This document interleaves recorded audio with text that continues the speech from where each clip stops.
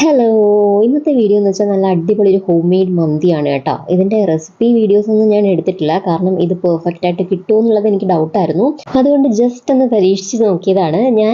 ഞാനല്ല, നമ്മളെല്ലാവരും തന്നെ എനിക്ക് തോന്നുന്നു എല്ലാവരും ഫസ്റ്റ് ടൈം ഏതെങ്കിലും ഒരു ഫുഡ് റെസിപ്പി ഉണ്ടാക്കുമ്പോൾ നമ്മൾ ഫസ്റ്റ് ടൈം പരീക്ഷിച്ച് നോക്കാറാണ് പതിവല്ല. അതിന് ശേഷമായിരിക്കും നമുക്ക് വീണ്ടും മനസ്സിലാവുന്നത് ഇത് ഇങ്ങനെയൊക്കെയാണ് ഉണ്ടാക്കാനുള്ളതെന്ന് വെച്ചിട്ട് സെക്കൻഡ് ടൈം വീണ്ടും നമ്മൾ ആ രീതിയിൽ തന്നെ ഉണ്ടാക്കിയെടുക്കാറുണ്ട്. ഈ ഒരു മന്തി റെസിപ്പി എനിക്ക് വീട്ടിൽ ഉണ്ടാക്കി നോക്കണമെന്ന് ഭയങ്കര ആഗ്രഹമായിരുന്നു. അങ്ങനെ കുറേ വീഡിയോസൊക്കെ കണ്ടിട്ട് ശേഷം ഞാൻ എൻ്റെതായിട്ടുള്ള രീതിക്കും കൂടി ചേർത്തിട്ട് ഞാനൊരു റെസിപ്പി ഉണ്ടാക്കി നോക്കിയതാണ്.